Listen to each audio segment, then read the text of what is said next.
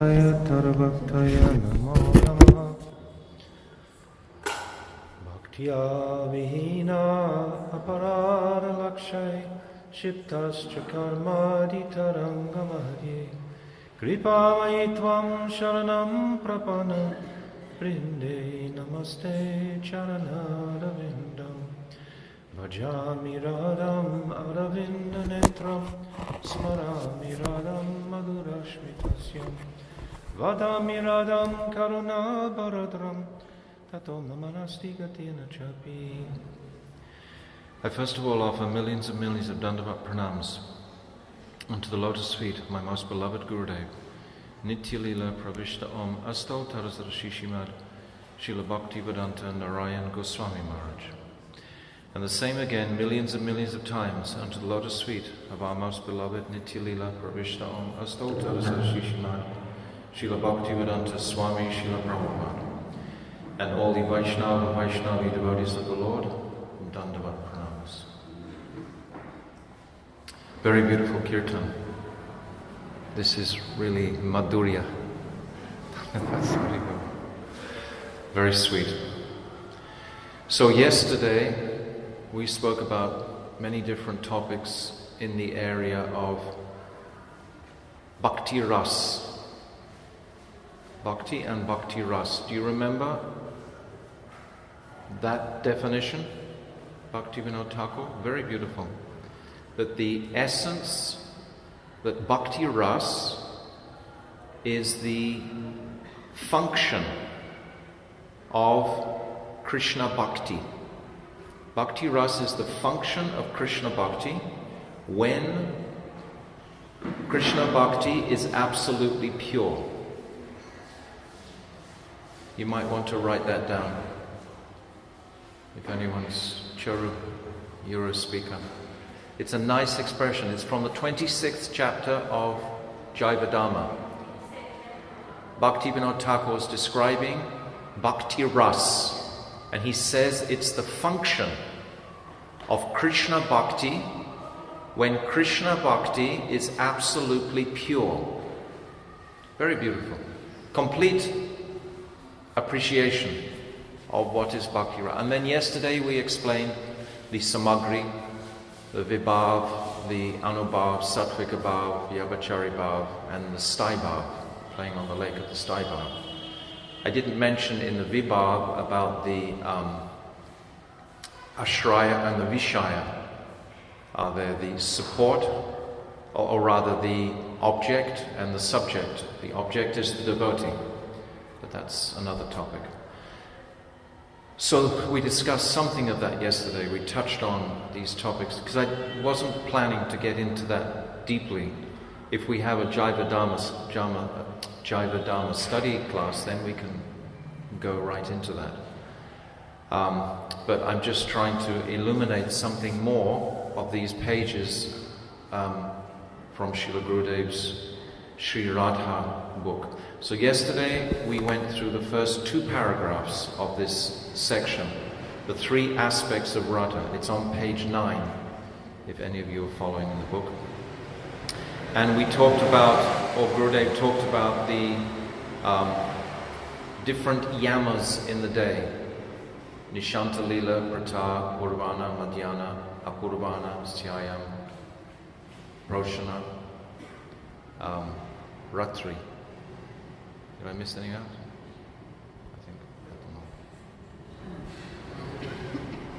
I said wrong.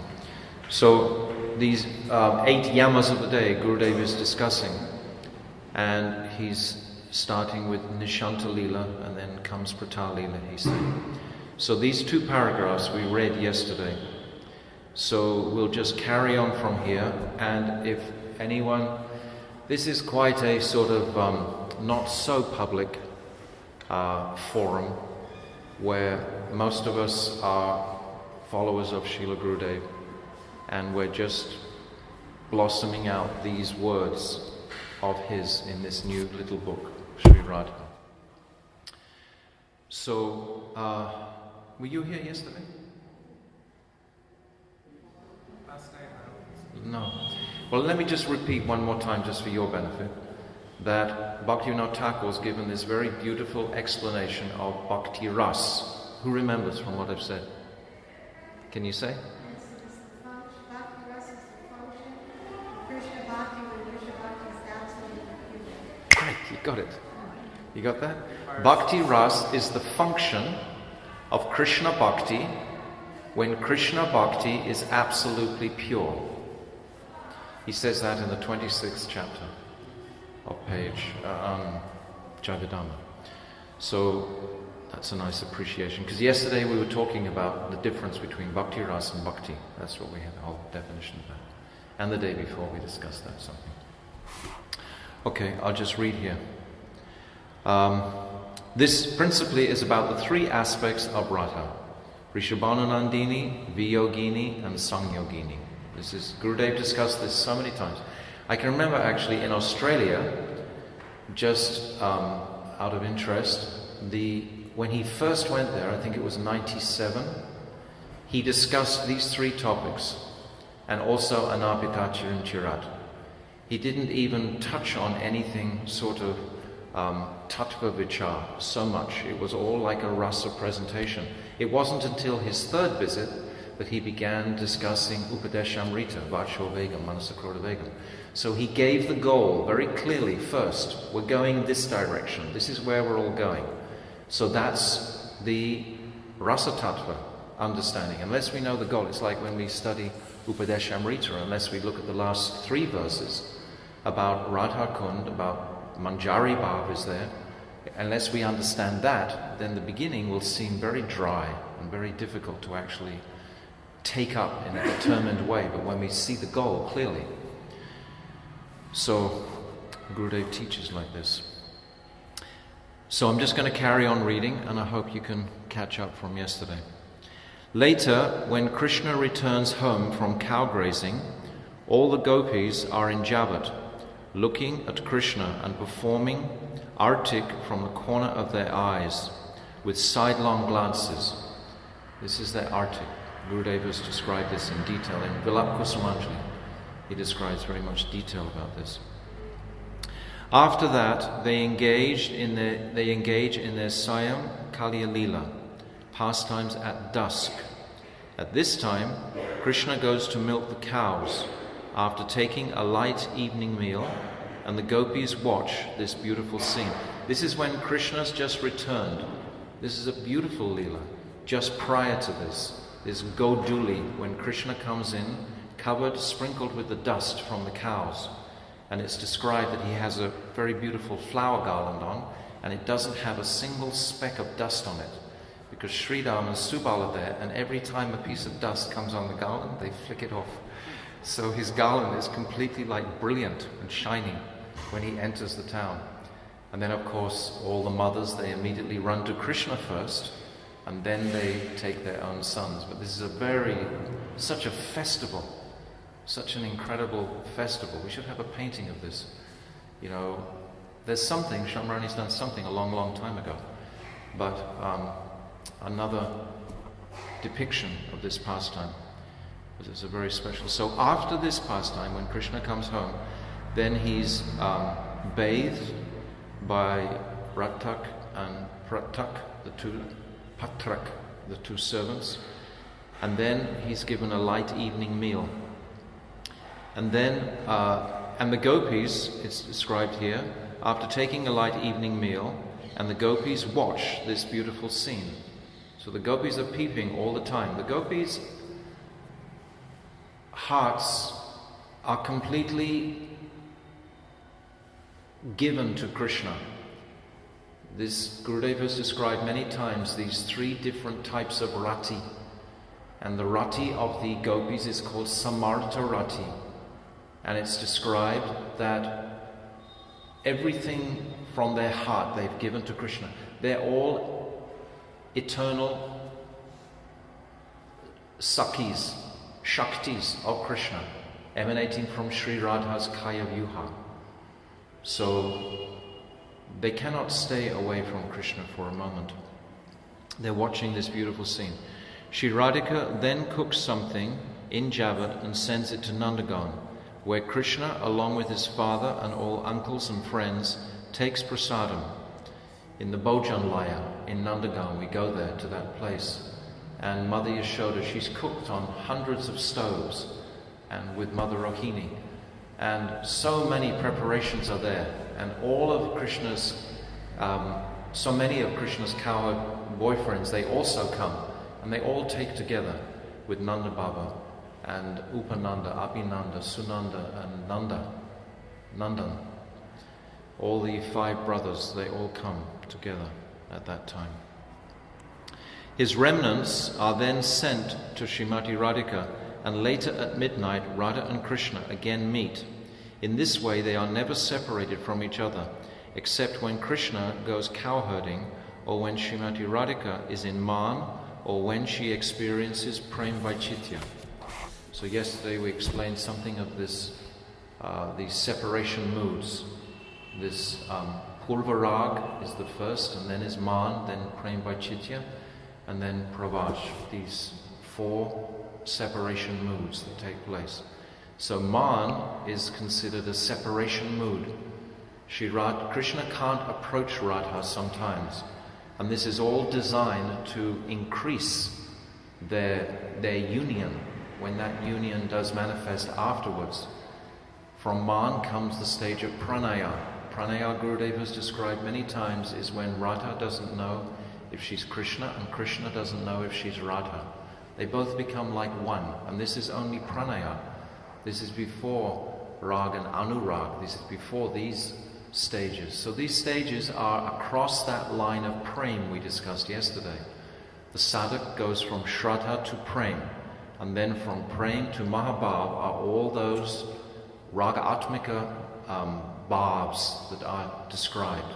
Sneha, in principle, that melting of the heart, is described as the condition of Mother Yashoda. Mother Yashoda is in this sneha mood. And then the gopis it's described actually that the queens of Dwarka, they reach the stage of Anurag. But the gopis, they go beyond even that. So this Radhika, who is always with Krishna, is Vrishabhanu Nandini. When Krishna goes to Mathura, however, she is Viyogini. Viyogini Radha is actually a manifestation of the same Vrishabhanu Nandini, Radhika. After Mathura, Krishna goes to Dwarka, and this Viyogini feels separation and laments, where is Krishna? So Gurudev is explaining this to us to give us a deeper insight into the personality of Sri Radha. How many times did we go to the banks of the Jamuna and take our sankalpa? And Gurudev would always say, make us repeat after him, and I want to be a Palya Dasti of Srimati Radharani. How many times did he push and inject this impression into our hearts? So many times. So this is our focus, this is our heart, this is our desire. We do and talk about so many other topics, but this topic is very sacred, and this topic should be discussed to some degree to keep it alive, because if we don't discuss these topics, then we will stop thinking about them. It's easier to think about the philosophy sometimes, it's easier to think about, I'm not the body, etc., and go through different aspects there. But it requires some push to actually enter into this arena of ras, or rasa tattva. Radhika is always weeping in separation from Krishna, sometimes at Uddhav Kyari and sometimes other places. Gurudev would love Uddhav Kyari. Uddhav Kyari, why? Because Uddhav Kyari not only is the place where Sri Radha remained for 100 years when Krishna left, but it's also the place of the Ras Leela, because Vishaka Kund is there. That beautiful Kund, when you go there, that's an incredible Kund actually. It's always crystal clear. There's some type of lichen or growth in the bottom of it, and it always just looks incredibly clear and very pure. And now we have a ghat that comes down to it. I tried to do it a few years ago, but then someone else got there, but I built a road in this time. So because Gurudev loves that particular. And going to those holy places, especially during the month of Kartik, under guidance of elevated sadhus, and hearing those pastimes, sitting there, then some impression of that remarkable place will come.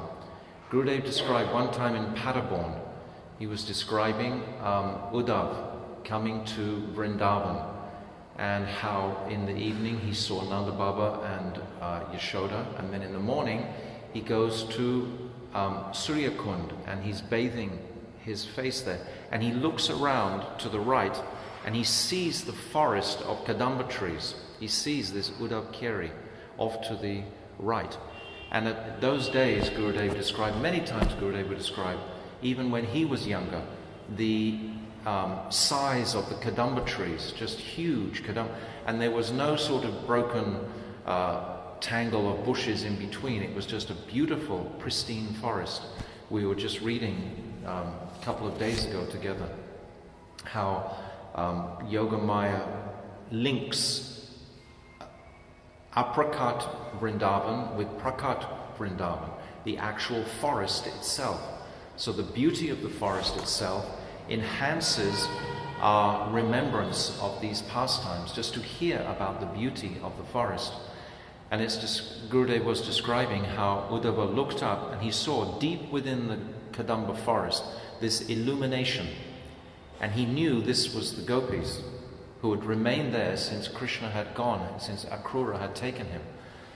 And then he comes, and then there's the beautiful Brahmara Gita, where Radharani is chastising the bumblebee. And so this is a very powerful Gita, was actually sung, Sri Radha's mood towards Krishna, chastising the bumblebee. So this Gita is there at Uddhav Keri. Sometimes Uddhav Keri and sometimes other places. But this only takes place in Prakat Leela, not Aprakat. In Aprakat Leela, there is only a conception that Krishna left Vrindavan. There is no pastime of Krishna actually leaving. This is an important point. We were talking yesterday that to go to Goloka Vrindavan, we should know something, have some familiarity at least with the tattva of this spiritual abode where we're trying to be inspired to go to. If we don't have a conception of that, probably it's because we just want liberation or moksha at heart. Unless we have a clear picture of what is the, why am I doing, where am I going, how am I, this love that I'm trying to inspire in my heart, what is the attainment when that mood becomes manifest in the consciousness. Jai Sachi Prabhu ki Jai. Dandavat. Haribo, Haribo. Jai Ho.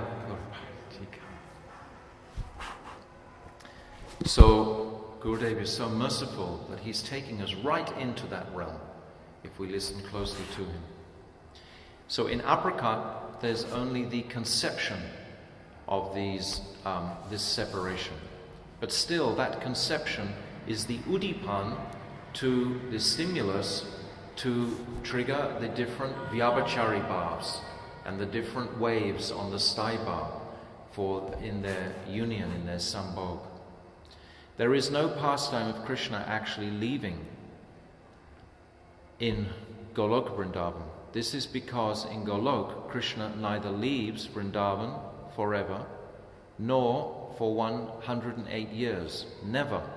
Rather, for the residents of Vrindavan, it is like a dream in which they think, oh, Krishna has gone. Gurudev is saying like a dream, but he's also said before, it's like a conception. It's like the gopis in Aprakat Vrindavan, they have a conception that they have husbands.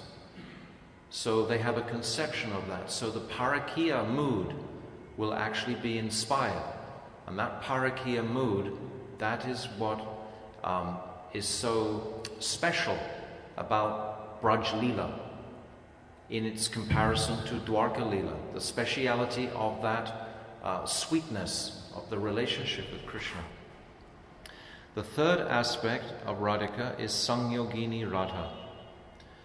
That manifestation of Radhika who leaves Vrindavan and goes to Kurukshetra to meet Krishna and bring him back. You should understand that Vrishabhanu Nandini and Viyogini Radhika never leave Vrindavan. Never, never, never. When I read words like this, it's like Gurudev becomes alive, because we heard him say, never, never, never. Very emphatic. It's nice how the editors have held Gurudev's mood in this book. Just as Brajendra Nandan Krishna and Rohini Nandan, Ram, Balaram, are always playing in Vrindavan, never leaving it for a moment, so Vrishabhanu Nandini and Viyogini Radhika also never leave Vrindavan. Sangyogini Radhika, however, feeling so much separation, Viyog, goes to Kurukshetra to bring Krishna back to Vrindavan. This is Samyogini Radhika. This is in about the 82nd, 83rd chapter of the 10th canto. This remarkable description of when Krishna is with the gopis. This is very beautiful. If you have this Sa'artha Darshani, this 10th canto, this commentary of Srila Vishwanath Chakravarti Thakur, this is where Gurudev would actually quote from many, many times. He would quote from Srila Vishwanath Chakravarti Thakur's commentary. So those are the three principal aspects of Sri Radha. Vrishabhanu Nandini, Viyogini and Samyogini. Now, Gurudev is going to speak about Mahaprabhu. Without the conception of Mahaprabhu, in any talk really about Rasgatha, it always becomes a little bit imbalanced. Mahaprabhu is the balancing factor. He's giving us entrance into the Vrindavan pastimes by the mercy of Mahaprabhu. Gaura Hari. Gauri is Radha. Hari is Krishna. So Gaura Hari, Radha and Krishna. Now I want to come, I'm reading from this book, Sachi. Have you got it? It's a new one. It's nice. Now I want to come to Sri Chaitanya Mahaprabhu's pastimes. I have explained Radharani and I have just given examples. So now you will be able to understand the nature of Chaitanya Mahaprabhu. Chaitanya Mahaprabhu is Krishna who took the beauty and mood of Radhika. In other words, in taking her beauty and mood, Krishna came in the form of Sri Chaitanya Mahaprabhu or Sachinandana Gaura Hari. For this reason, there are also three aspects of Sri Chaitanya Mahaprabhu. Mahaprabhu is always in Navadvip, always. He never leaves. This is why Navadvip is called Vrindavan. So we have to understand that. Every time we hear it, we understand these things more deeply. We've heard it so many times, but when we hear it again and again and again and again and again and again, each time it's like fresh. This is the nature of all of these transcendental scriptures. Because we've reached a certain appreciation, and now it's going to go deeper and deeper and deeper. It's endless, this opportunity for appreciation. In Navadvip there are 9 islands which contain the 12 forests of Braj: Vrindavan, Madhuvan, Talvan, Kamudavan, Bahulavan, Kamyavan, Kadiravan, Bandiravan, Badravan, Bilvavan, Mahavan and Lohavan. Besides this, the 12 Upavans, sub-forests, and 12 Adivarnas are also present. These 36 Varna forests are present in Navadvip. Gurudev would repeat this so many times. He would give us this understanding, because there was a time when there was a very prominent devotee was claiming that actually Puri Dham was more superior to Navadvip Dham. And Gurudev just took to this like, a red flag to a bull and just spoke for weeks actually on the glories of Navadvip. And he has really impressed upon us the nature of Navadvip as Gupta Vrindavan. In Navadvip, however, these forests are not situated in the same order as in Vrindavan. Some are here, some are there. Vrindavan, Kamudavan, Madhuvan, Talvan, and so on are situated differently than they are in Braj. Mayapur, for example, is a combination of Gokul and Mathura, where Krishna took birth and appeared. And Govardhan Hill is in Koladweep. So Mayapur is Mathura and Gokul, both, which is very interesting because Mathura is a different prakosht, it's a different dimension, in fact, to Gokul. Gurudev used to say that not even a mosquito will go from Vrindavan to Mathura. That's the difference between the two dhams. Mathura, we were describing yesterday. Who remembers the example I gave, that Gurudev gave? Very beautiful. About Braj. And it seems that Mathura is right in the center. You remember the example? Stunning example. What is that? Yes. If you look at a cluster of stars at night, this is the example Gurudev gave when he was asked the question, how does it seem that Mathura is right in the middle of Braj Mandal? He said, you look at a cluster of stars at night, and some of those stars are billions of miles further back than the other stars. So it's a difference of dimension, even though they apparently look in the same location. So Mathura is like that. I thought that was an incredible example. Very transcendental example. Mayapur, for example, is a combination of Gokul and Mathura, where Krishna took birth and appeared.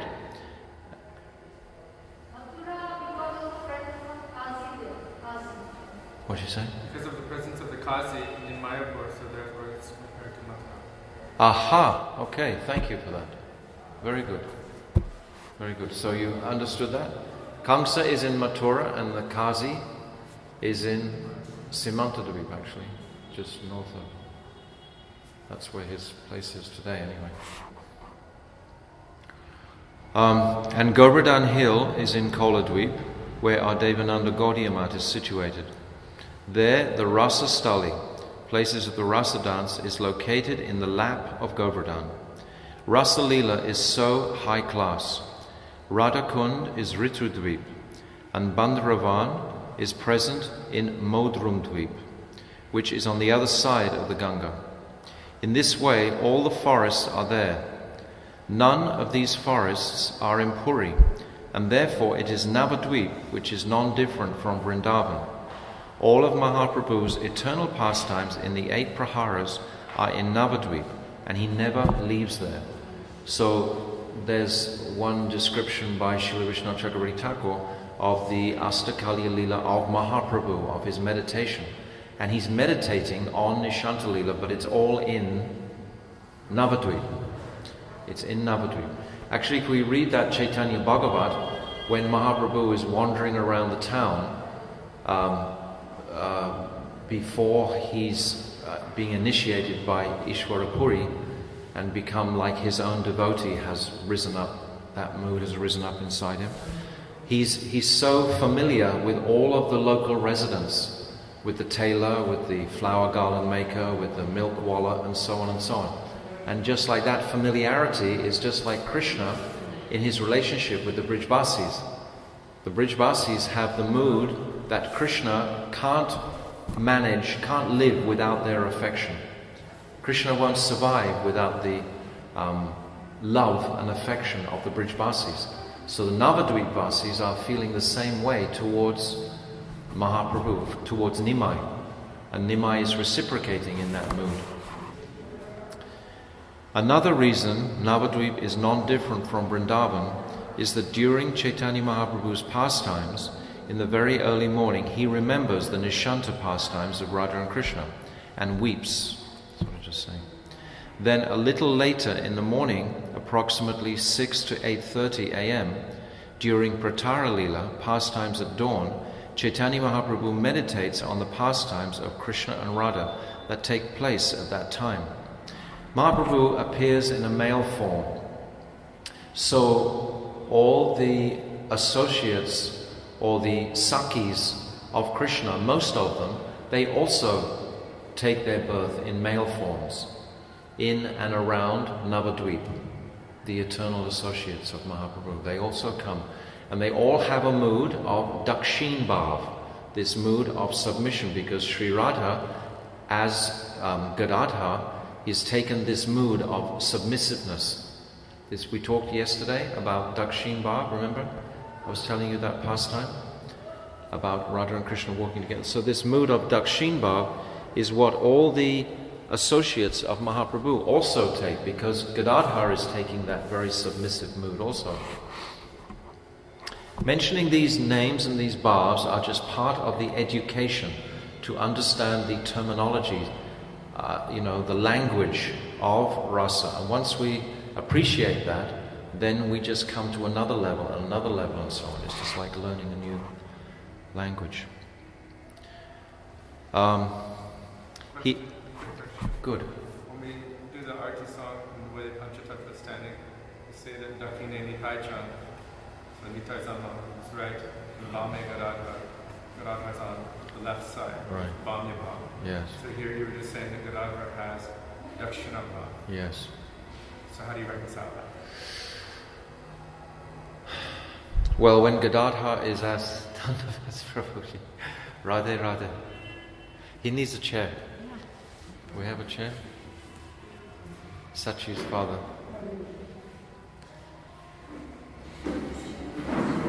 Huh? She also needs a chair. Give a chair to Charu. Charu needs a chair.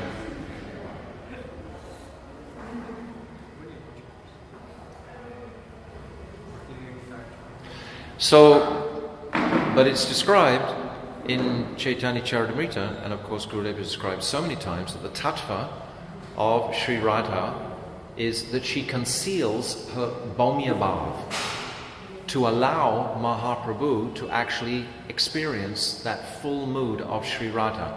If Radha for 1 second exhibited a mood of Bhaumya Bhav, it would totally destroy the Leela. So Radha is demonstrating her extreme affection for Krishna by retaining that natural Bhaumya Bhav mood. But you have to answer the question yourself. Oh, I think your answer was good. But I haven't answered it. You just did. Yeah, you answered it. Yeah, but the song you were saying.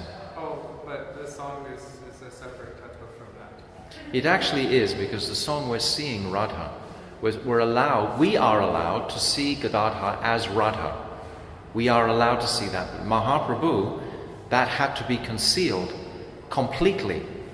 And all the associates of Mahaprabhu, it's very important to appreciate that mood, because there are some schools, Gaur Nagari and different groups of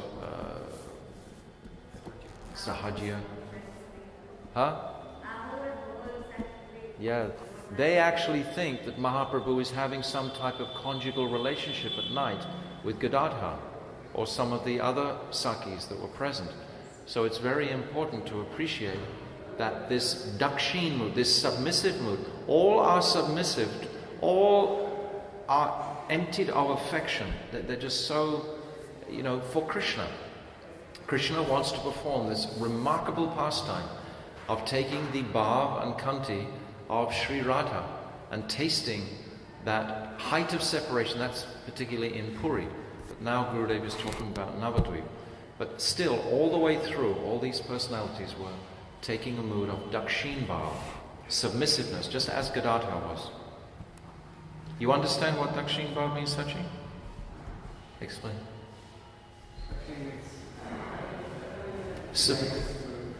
Dakshin Bhav means very submissive. In Krishna Leela, this mood is held by who? Chandravali. Chandravali has to be submissive because she knows that Krishna loves Radha more than her. It's the embodiment of Radhika's Dakshin Bhav. Yes. So she has to be submissive. She has no choice. I was saying yesterday, if Chandravali decides just to jack up, so to speak, and be angry with Krishna, Krishna might go away and not come back again. So she has to be very submissive. And this is the same mood of Rukmini, because Rukmini and Chandravali are like the same. We were saying this last time. So try to remember these things, these names, these descriptions.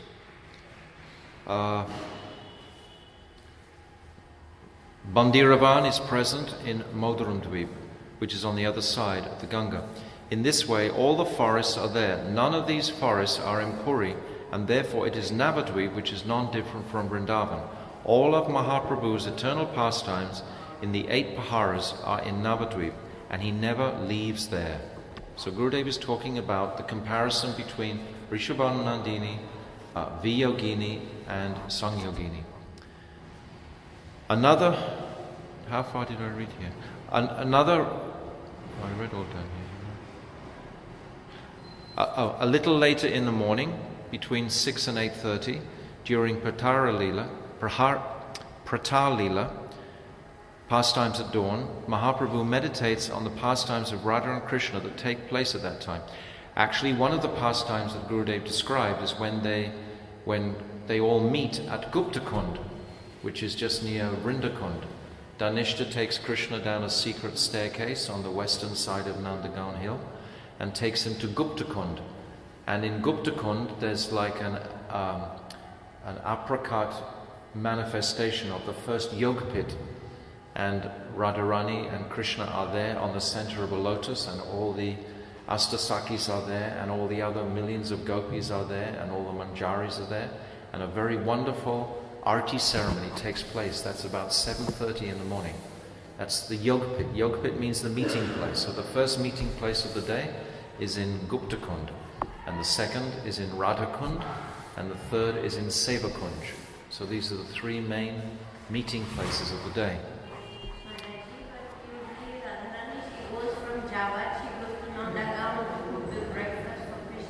Yes, but before this is like an apricot pastime.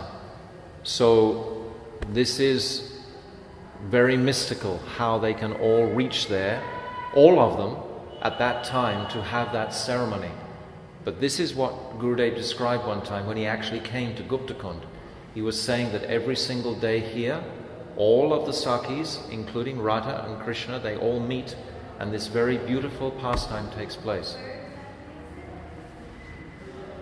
You know, when you stand on the top of Nandagaon, and if you've got alright, the deities, I'm standing, secret con, yes. Oh. I am. We're a secret group here. But if you stand looking at the deities in Nandagaon, and then you raise yourself up onto the roof, so in that direction looking there, so on your left you'll see the road that leads to Vrindakund. And just behind Vrindakund is Guptakund, secret kund. And there they have this arti, yogpit ceremony. And then straight after that, sometimes Krishna with Radha, they stop into Vrindakund. And Purnamasi is there. And they're planning out actually where they will go, where Radha and Krishna will go that day. They already know, for example, that Agasura is on the trail near Bahulavan. So Vrinda Devi is sending all her parrot messengers to tell all the bushes and trees and plants to put on your best dress. Krishna and the Sakas, they're all coming today. So there's a whole preparation there. Then all the seasonal goddesses, they also manifest and they ask where they should go. Vrinda Devi, she directs them. The summer season you should go in Radhakund, the winter season you should go in Kamyavan. And she delegates all the different seasonal goddesses where they should go for the pleasure of Krishna's pastimes. So Gurudev explained all this. And sometimes Radha and Krishna, they stop in that sort of like telecommunications center of Vrindakund. Because nothing can transpire. Radha and Krishna never ever meet without the arrangement of Vrinda Devi. Just like when we chant our mala, we're chanting on Vrinda. We've got Vrinda on our necks. We've got Vrinda everywhere. Vrinda Devi is an integral part of our lives. So also, the meeting between Radha and Krishna never takes place without Vrinda Devi is Yogamaya, Purnamasi is Yogamaya. Yogamaya is one tattva, but it's 2 personalities. Purnamasi is the older Mahant of the village, and she's arranging different sort of social arrangements with the village. But Vrinda Devi is like a Varna goddess. She's like a forest goddess. She's not like an ordinary human being, like the other Sakis. She's a different personality altogether. Nanda Baba and Yashoda don't often see Vrinda Devi, just like a flashing through the forest. They don't see her. She's not like prominent like Purnamasi. But Vrinda Devi is the one who can attend the Rasa Leela. When the Rasa Leela is actually going on, there has to be an audience when they're throwing these cloths in the air and with banners and so much incredible festivity, there has to be an audience. So Vrinda Devi and all her Sakhis, they're all the audience for the Ras Leela. Getting away from here.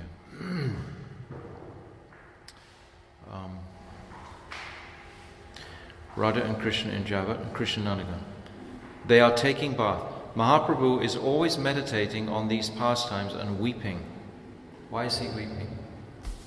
Because his heart is overflowing. When the heart overflows, it comes out of the eyes in tears. It's not he's weeping out of lamentation. He's weeping out of emotion. The emotions are rising. If you have nothing in your heart, you don't cry. It's empty. Nothing can come out. If you have a lot in your heart, it comes out very easily. Mahaprabhu is always meditating on these pastimes and weeping. Then in Purvana Leela, the morning pastimes, he is meditating on the pastime that takes place then, in which Krishna goes cowherding.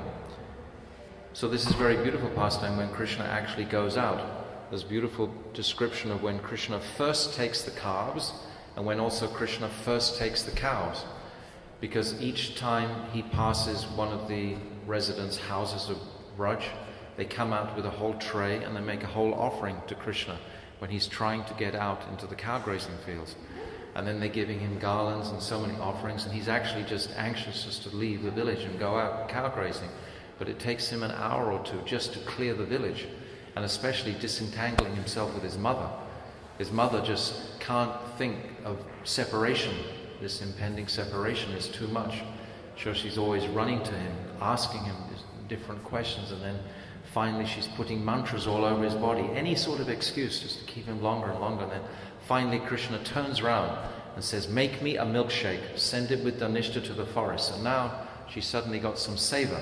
So now she's kind of pacified. So tells his father, Nanda Baba, "You make me some of these Ganguli sticks, make me 5 new sticks we need for our game." So now Nanda Baba, he also has to stop. And then Krishna can leave with the cows. But Gurudev describes that actually Mother Yashoda, her life airs merge in the cows because she can't think to stay away from Krishna. So her life airs go with the cows out grazing when Krishna goes into the pastures. So Mahaprabhu, he's remembering there are so many pastimes. Like each day, I used to wonder, these pastimes are happening every single day. And if you really think about it, you might think, well, wouldn't it get a little bit tedious, the same pastime happening every day? But if you think about it like our eating, we eat breakfast every day. Does it get tedious eating breakfast? Gets better and better.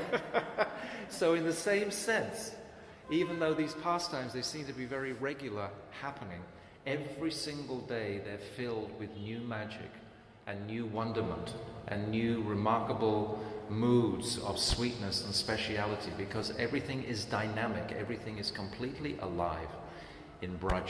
Because remember, we spoke just yesterday how that whole Vrindavan comes from Goloka, and it's connected. The Vrindavan in Goloka, in Aprakat, is connected to the Prakat Leela Boma Vrindavan by Yogamaya.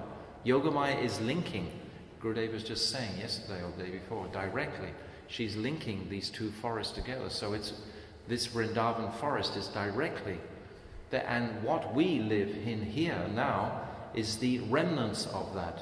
Drishyaman, Gurudev was describing that word, Drishyaman, which is what we see here now, the remnant of that. But with our memories and our consciousnesses soaked in these pastimes, sometimes by Gurudev's mercy, some veil, and we'll get a little glimmer of actually what was the nature of that world at that time, to increase our shraddha, to make us convinced, yes, this is the path, and then we can help encourage others also. Then in Purvarna Leela, the morning pastimes, he is meditating on the pastimes that take place then, in which Krishna goes cow grazing. Mahaprabhu's whole life goes on in this way. In Svetadvip, Golok Vrindavan, these Leelas are eternally present. Here, in the Navadvip that is manifest in this world, Chaitanya Mahaprabhu's Leela is called Prakat. And there in the spiritual world, it is called Aprakat. I have a question for you. Gopi asked me yesterday, and I've often thought about it. These pastimes are termed as eternal. So how do we actually understand that? So in Prakat Leela, we can understand that Krishna, as soon as these pastimes are finished, he goes to another universe in the material Brahmand to begin those pastimes again. But what about a pastime like Dambanda Leela, the binding of Krishna? That is an eternal pastime. So is it as soon as that pastime is finished, he's in another universe performing that same pastime? Or are they simultaneously going on at the same time? First, Tell me. Krishna takes birth, say here, Bharat, Yes. Goma Vrindavan. Yeah. And in the second universe, in that one of Vrindavan, he's taking birth there. So every second, he's taking birth in Wow. any other universe, in any other Goma Vrindavan. So when any Vaishnava, this is from Bhakti-Raksha Sridhar Maharaj, he said when any Vaishnava really coming from there and they're speaking Hari Katha and they're telling the Leela of Krishna, they are witnessing it at that moment from whatever universe it's taking place. Wow. It's not memory. Wow. It's not some kind of, well, this happened and Some they're samadhi seeing that. bhasya. It's like Yeah. sometimes there's differences in their Hari Katha. Some slight Sometimes variation. you would see that Gurudev would come out with more and new and fresh Yes. examples and Yes. things that had happened Yes. and new details. Yes. It's because in that universe, in that second, on that moment, Wow. then it's happening, and he's seeing it, and you would see him laughing and his belly bouncing. And Wow. we're like, we've heard this before, and for him it was like, are you getting this? This is happening. Transmitted. Do you understand what she said? So it's Yeah. continuous because in every universe, in the first second he's taking birth. Then immediately in the second universe, Prabhupada explained it like that. continuously. Really? And so always they're witnessing, whenever they're speaking it, they're seeing it happen as it is happening in Wow. that moment. I'm so happy and grateful to hear this. I've thought about this for so long. No one's ever explained it to me till all this time tonight. Yeah. I didn't understand that. And the same pastime is going on in thousands or millions of universes, just moments apart. So Moments it's apart, constant, yeah, yeah. steady flow, and it never stops. Yes, right. It's just continuous. And then in Aprakat Vrindavan, there's just the conception. This is what Gurudev is really maintaining in this particular lecture, about it being an abhiman, a conception that this has happened. So that explains everything, Sudevi. Thank you so much for that. That was great. It was perfect. And pastimes are still going on right now here. Gurudev explained that the birds and the trees are witnessing Krishna's pastimes now as they are going on here. The birds and the trees now. That's why Gurudev said, don't break the leaves off the trees, don't break the branches. Now They're you birds. have to explain that to me. That I don't understand. And the example was given of the 5 Pandavas. They The were 5 residing- trees, yes. These trees residing on the bank of Radha. Right. These trees are not ordinary trees. Right. The birds are not ordinary birds. And these pastimes are going on now. Srila Bhaktivedanta Maharaj was explaining it quite frequently. That what we experience here, it is the covering of Maya over the real Vrindavan. Drishyaman. We're experiencing some Mayic aspect. There's some connection, but it's not. Yeah. But the Mahabhagavad Vaishnava is seeing Vrindavan as it is. Bhakti Maharaj, he said, we are blind. He said it doesn't matter if it's day or night. We're blind because we are completely covered. But for those who are actually saturated with that kind of praying, with that kind of bhakti, they are seeing everything here and now. So those pastimes are taking place right now, Right here. right here. Right now. That's nice. Nanda said that if you go to Varanasi at night and listen very carefully to the radio what's going on,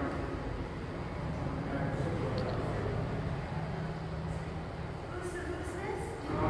Ananda who? Das Babaji. Nature of material time. If is an effect, and through time is an effect. And we're being separated by space and time. Yes, yes, This is artificial. yes, yes, When Krishna comes in place, it's always there. yes. So we are like construction of vibration over the place. Yes. We are trapped in the vibration. Yeah. It's not an essential reality. This is a wonderful contemplation for me because I'm always referring to 5,000 years ago. Krishna was here on the planet, and the whole history, like of the Bhagavatam, etc., the whole current and flow, is all in this material time frame. But now what you're explaining, how it's, the Mahabhagavat, he sees in his samadhi, that bhasya, that meditation, these pastimes ever fresh, ever present. That's a very wonderful contemplation. Our Acharya said this is not different from transcendental Vrindavan, in which case it's transcendental, eternal pastimes. It's always happening. You can't separate the two. It's only our vision. I have to hear more of this. We should see through the medium of It's the like years. music in my ears.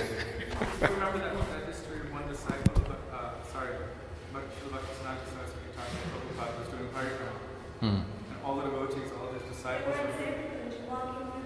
And one person was in that parikrama and he was just criticizing the sewage and this, and just like disgusted. And Srila Bhaktisiddhanta Saraswati Thakur said, I won't continue unless he takes that. And everyone looked at him.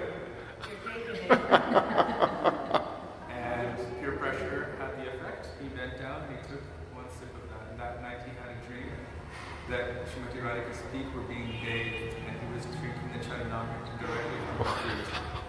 Where's that written? The Leelas of Saraswati Thakur. There are different Leelas. We heard it from a couple of Vaishnavas. I never heard this pastime before. That's really amazing. That's stunning. Still that time, Rajanam was still Rajanam. Now it's still very time also. Yes, but not that was It's only covered with a bit more cement, but still.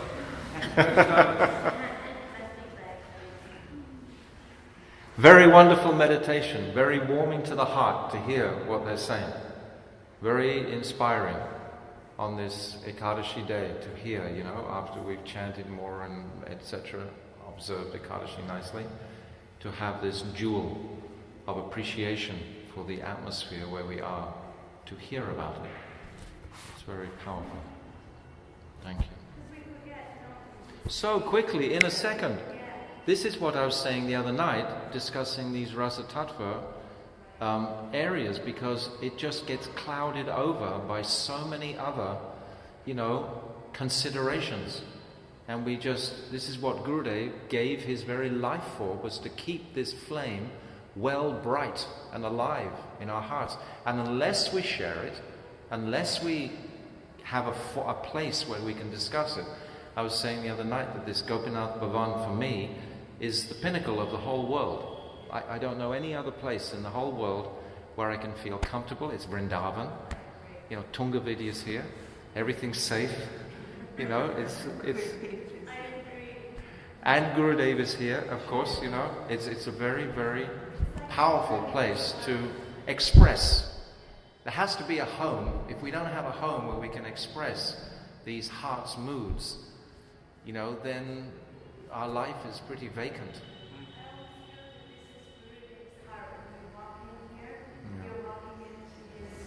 Yeah. How many times did he sit right here, banging it out,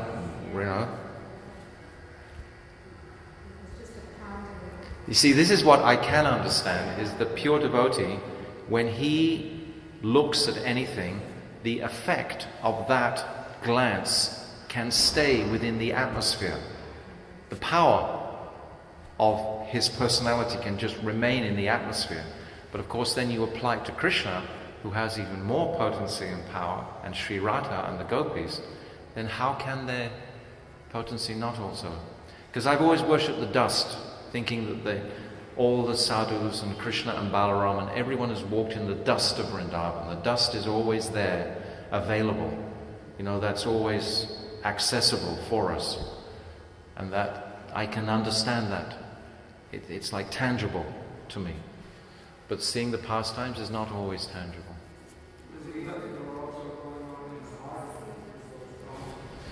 That's the truth too. In Mantra Upasana, Swarasika Upasana, these leelas are always rolling through the heart of the pure devotee. So when the leelas are rolling through in that way,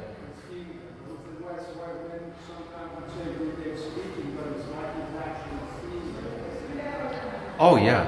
I mean, how many times did we listen to Gurudev speak on Dambandha Leela? I mean, at least 20 times I sat in front of him, you know. And every time it was new. Every time he was seeing some detail that he'd share with us, it would just knock us out completely, because we're sitting there, oh, I heard all this before, you know, and then bang! Something fresh. This is the dynamic of spiritual reality. Gurudev said also that the dust that was here 5,000 years ago that go over Krishna Lotus Trail, that same dust is still here now. Yeah, this is what I've understood. Gurudev said that dust out there, he once asked, why do we worship this dust? Yes, it's Chintamani. Yes, because Krishna walked on it. He said, but really we worship this dust because when Krishna was playing his flute on a full moon night and he was calling his beloved, all the gopis went running to him, leaving everything behind him. He said, and as they were running, their feet were pounding into that dust. He said that utkanta, that great eagerness, all of that enthusiasm to serve Krishna entered into that dust. And he said, when we take that dust on our heads, on our arms, and our mouth, he said it is enough to engender that kind of faith in our hearts. That's why we worship the dust. Rajduli ki jai. Wow. Dust Tattva. I hope that was recorded. Dust Tattva, yes. Duli Tattva. You read it or heard it? On the tape. Yeah, from Gurudev directly. Yeah. Gurudev spoke many times on that topic, the dust. We used to get all the dust from the buses. Yeah, Gurudev, one time we came, I remember we came, it was like a 12-hour day, and we were so dusty, everyone's hair was out, and we were just exhausted, and Gurudev was sitting there for an hour and a half waiting for us. Yes. We were so late, and he was laughing, and we were exhausted. Yeah. And he got so excited seeing all the dust all over us. He said, you are more fortunate than anyone, even Uddhava is praying for just one particle of this dust, and you're coated outside and inside. You are so fortunate. And then he told us an hour and a half of Harikatha. I know, I was going to say that. Even though we're exhausted, he still rolled through the whole program afterwards. God. And it was nectar. It was ecstatic. And we'd go the next day. We were so good, you know. Wish I was as good as that today. Yeah, he did. We don't do it without him. One little bumpy ride and we're done for a week.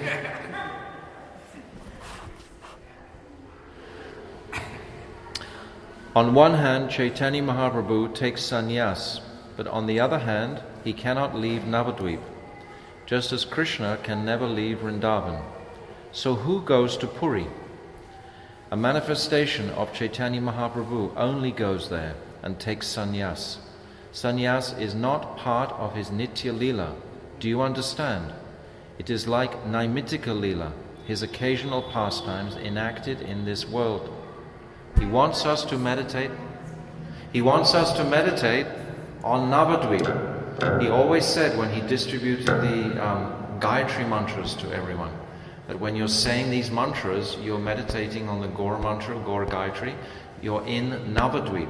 Even though it seems that we talk a lot about the Puri pastimes, of those manifest pastimes, this is to give us impetus into bhajan, because Mahaprabhu is demonstrating. He's taking the role of sadhak. We described the other day how much Krishna loves to take the role of his own devotee. Krishna loves his own devotee, so what to speak of his happiness when he actually takes the role of his own devotee. But he's performing, Gurudev would describe in Mana Shiksha in particular, Mahaprabhu is like our bhajan shiksha guru. And we see that enacting going on in the Puri pastimes of his meditation, of his Naga Sankirtan, of his bhajan. what he did with his life, sitting in the Gambhira, 18 years, just in the Gambhira, meditating. When Mahaprabhu came to Braj to discover Radhakund and Shivakumar, so what is this? Is this Naimitic Leela or is it also? Yes, it's Naimitic Leela. How can you discover Radhakund and Shamakund, Gauriket and Kaliket? Yeah, I mean, how, you know, they're eternal places. So he came. That's all Naimitic Leela. I think she's asking which mood of Mahaprabhu, because you're speaking about the different Right. So in Puri, Mahaprabhu is Viyogini Radha all the time, but in Godavari, he's Samyogini Godavari. So which one came here? Is that what your Gurudev just said the sannyasi pastimes is Naimitika, and when he came here to discover Radha Shamakan, he was as sannyasi. No, but which is it? Samyogini? Is it Rishabhananandini? Or is it Viyogini? That's what she's asking. Is it correct? What mood did he come? It's such an intimate mood coming to how we going differently. Yeah. Because he's in Braj that time, he's not in Krishna. What'd you say? He's in the middle of Krishna. That's right. He's in the very much the mood of Krishna. That's why he leaves Vrindavan, because he doesn't want to be in that mood. When he sees the cows, he wants to go and cowherd with the cows. He's thinking he only stays very short time, and I understand that. But what is the mood? Is it Viyogini or is it Vrish?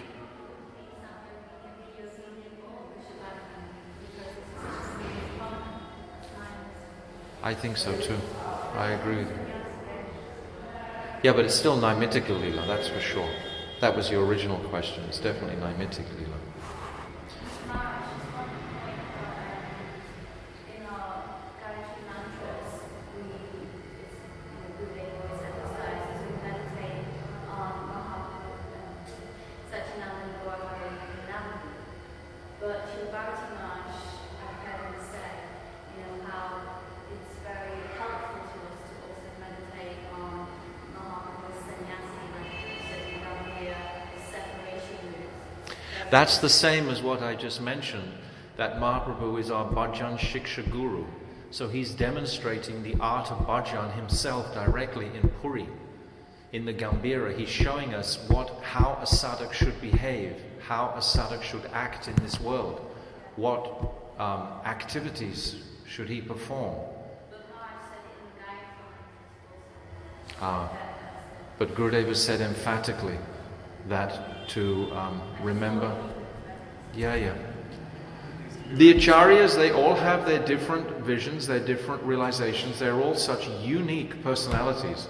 I think the more Krishna conscious we become, the more, sometimes people call it eccentric or whatever, but the more different we become. Because we're realizing our unique individuality. So what to speak of the Acharyas and their individual appreciations and their influences that they've experienced in this birth and previous births, and their nishta and their prem for Radha and Krishna. It's all of a speciality, a unique speciality. So there's never any contradiction. It's always called a speciality. It's the speciality of Srila Bharati Maharaj to say like that. It's the speciality of Srila Gurudev. It's called Vaishishtya. It's not inferior or superior. We should never remotely go in that direction. We'll die. I remember hearing something of him say something how Ramananda Roy first met Mahaprabhu in that sannyas vesh, seeing that they sat down and they began to converse. And then what did he see? He saw him as Radha Krishna, and by then he saw them as one of the things, right? So there's that. When he first met them, you said, No, not when he first. right at the very end. Yes. Yes. So it's, maybe that was his mood, is that when he first approached Mahaprabhu, it's as with care, and then slowly through chanting mantras, you begin to understand his Radha Krishna divine. It's basically, they're always going telling us to tread with care, enter those deep moods with care, not just. But also, on the other hand, Gurudev would quote Vishwanath Chakravarti Thakur as in the 11th canto, running without even looking where you're going. Just running without that differentiation or that look of sense. So we must reconcile these two. You know, we get so many, for example, prohibitions not to enter into the 10th canto precepts, for example, prematurely. But there must come a point when you're confident sufficiently of your own vision that you personally have experienced to actually go across those prohibitions. Those prohibitions are there to keep the more frail back, who would cause havoc and a disturbance. So that's intended that way. But when your strength is increased and your vision is clear, then you can just hop over it very simply and just go there. Gurudev said, when you have greed for something, keep avoid it. Yeah. When you have greed for something like that, nothing else will satisfy your heart. He used to give the example of Princess Diane. If you wanted to have her as your wife, then nothing would stop you.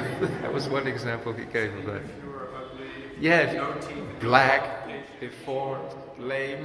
He didn't say you would get her as a wife, he just said no one can stop you from desiring that. Right, that's true, that's true. And he'd often talk about the dog waiting at the sweet shop. You know, the dog will wait there all day. It's determination. Just one drop. Just for one drop of sugar. I'm going to stop in a minute. Is the arti? Which is at 6:30.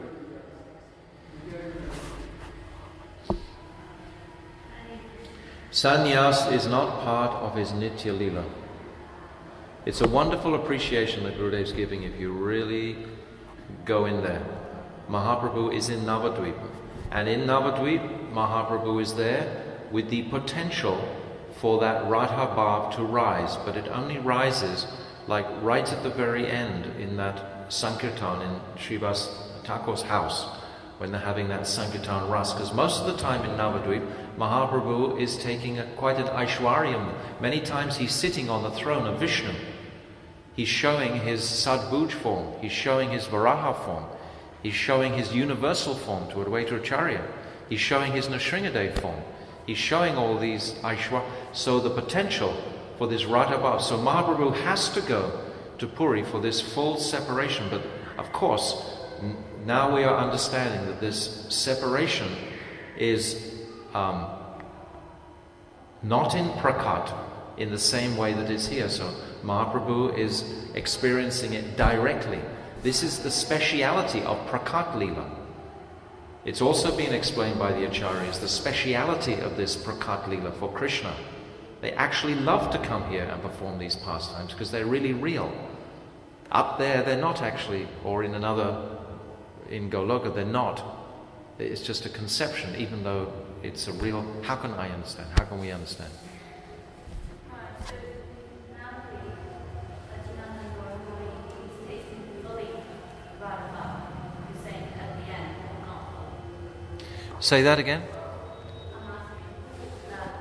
I'm asking As far as my understanding goes, the aspect of Vipralamba Bhav that Sri Radha experiences in Uddhav Khyari, the entirety of that doesn't manifest, or the fulfillment of his three desires are fulfilled in Puri, not in Navadvip. This is what I said,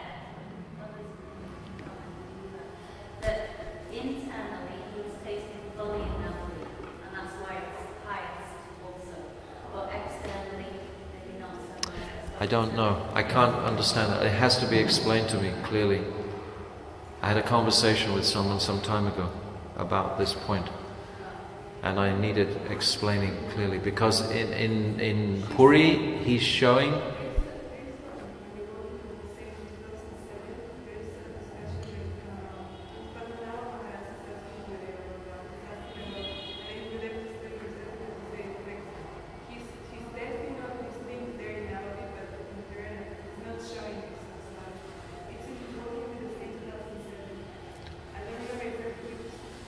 Okay.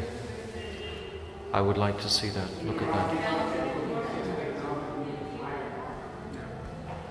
We know already that Navadvip is... This is what he's saying here. All the forests, etc., which is described, the last...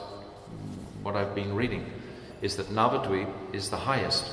But nevertheless, these moods of Radha are most tasted in Puri. He said we will be together in Puri and discuss all those pastimes of Radha Krishna.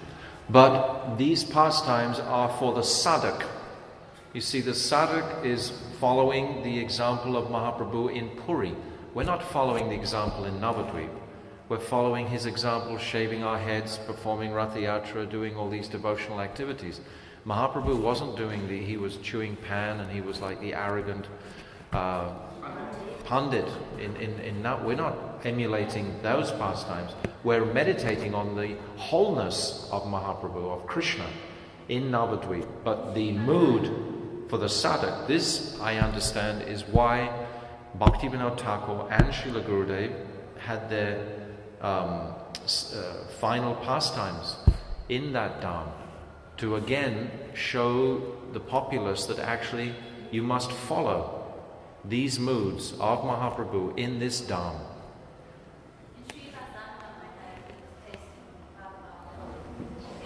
Yes, but also, Charu, in Srivasangam, he's sitting on the throne of Vishnu. He's also performing these other, very opulent styled, like Krishna type pastime. But he does at the same time. But the intensity or extent of that manifestation of Radha Bhav is, I haven't read it in Navadvip. I haven't seen it. I have to read this 2007. Yeah, I would like to see.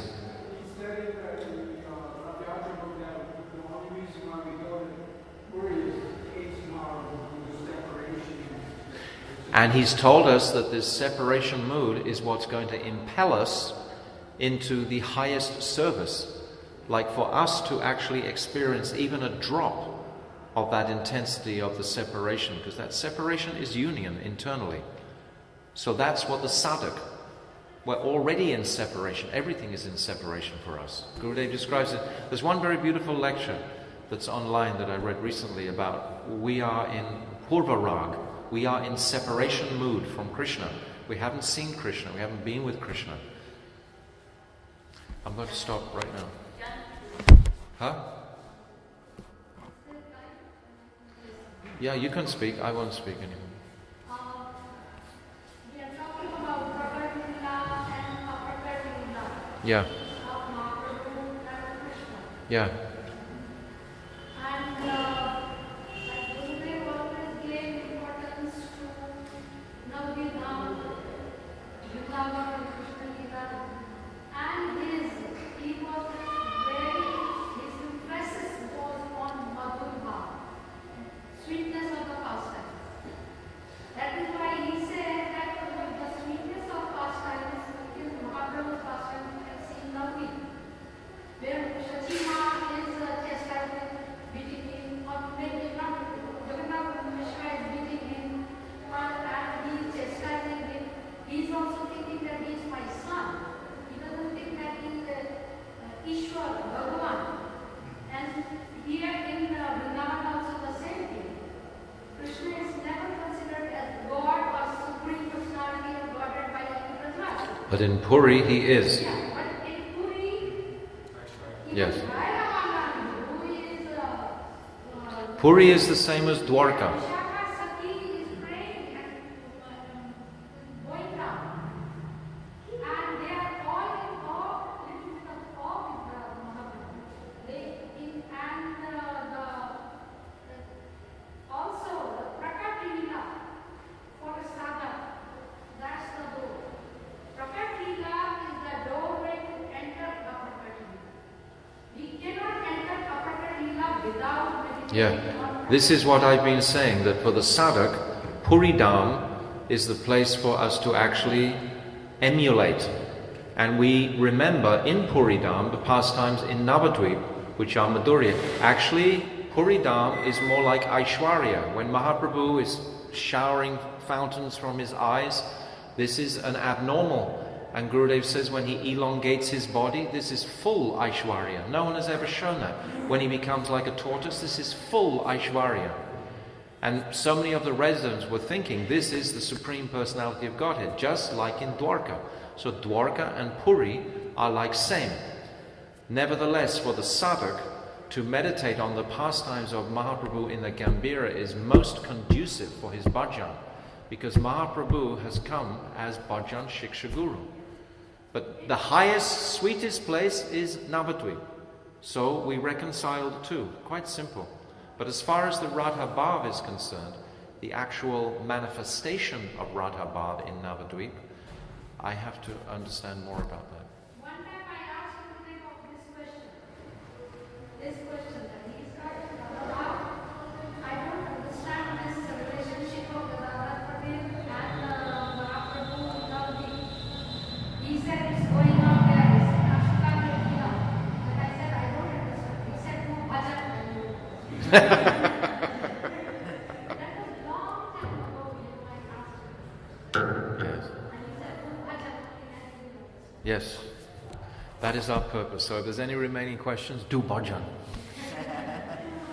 Shri Gurudev ki jai, Sri Sachinandana Gaura Hari ki jai, Shri Navadvip Dham ki jai, Puri Dham ki jai, Shri Gopinath Bhavan ki jai, Ananta Gauda Vaishnava Vrind ki jai, Gaur Premanandi, Hari Hari Bol.